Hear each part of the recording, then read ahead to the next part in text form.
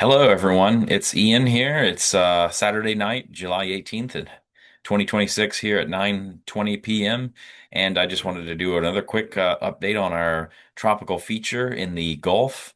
And it really doesn't look that impressive to me at all. I'm astonished at this thing. I mean, I shouldn't be, but it looked really impressive yesterday, but today, not so much. Let me share my screen here. Let's first look at the radar scope here at Tampa. As you can see, the system has a 40% chance within 2 days and 50% chance within a week. Within a week, this thing's going to be inland over the southeast, but we do have a small craft advisory from Cedar Key to Punta Gorda, basically. And let's look at this radar. Wow, this is such an unimpressive looking system right now. Look at this. This radar was filled in with thunderstorms yesterday. Well, yesterday afternoon, not at the evening, but in the evening there was a lot of little storms off the coast of Sarasota and Fort Myers. But look at this. We got a little trail of little storms off of Tampa, about 40 miles off the coast. And you can see like a mid-level circulation here. But it's interesting, everything's moving from south to north way out here. So that tells me that the mid-level area of low pressure and maybe even the surface low pressure areas may be trying to develop further north already, which means it has less time to develop.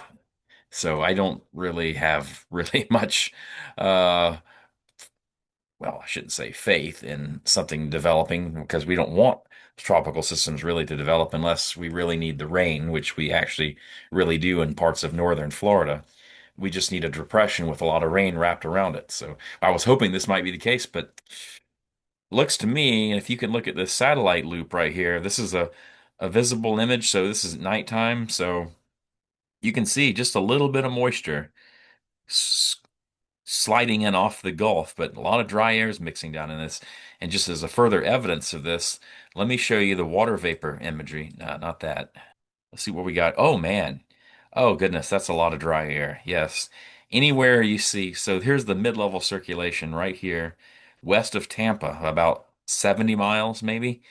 And you can see all this yellow is very dry surface air. These are thunderstorms right here, this green and white over the panhandle, off the panhandle coast. So that's what you would need right here. And look what's there.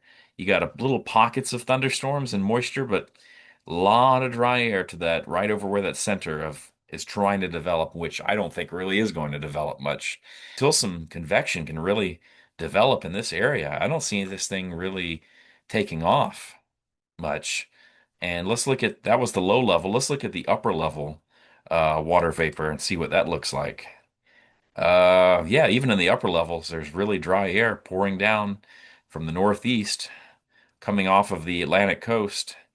And now, if this moisture can come in and choke off this dry air, which it looks like it's trying to do, see how this moist air at upper levels is encroaching on the dry air? If it can come around like this and choke this area off, and thunderstorms can start bubbling and consolidating, which they are starting to a little bit, starting to bubble across this area. This is where a low-level center is trying to form out here about 75 miles west of the Tampa Bay area. Let me first show you the Canadian model and just take a look down here at the Gulf. Watch this right here. And I'm gonna put this into motion. This is tonight, the 18th, Sunday, the 19th. You don't see much down there, do you? Look at it. It looks very broad and disorganized. Okay, it starts to kind of develop a little lobe of lower pressure probably by about tomorrow afternoon.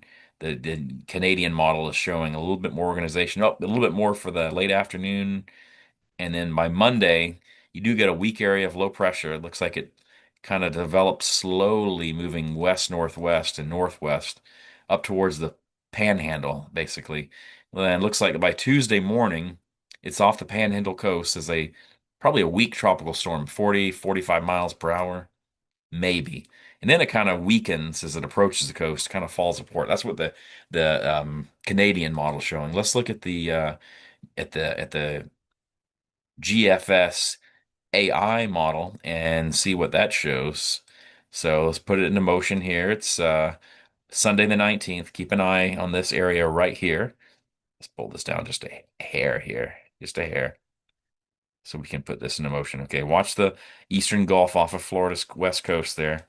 Really This GFS AI, not impressed with it. And I'm not too impressed with either.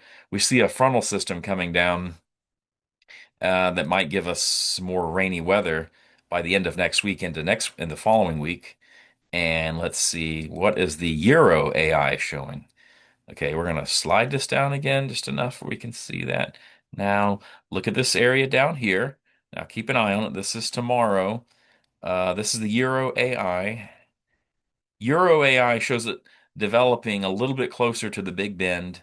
So you'll see some showers and storms sling into the Big Bend of Florida, maybe as far east as Gainesville, where I'm at. But then it starts trekking off to the west towards the central Gulf Coast and then falls apart, moving over Louisiana. So yeah, this this is not really panning out much for this storm.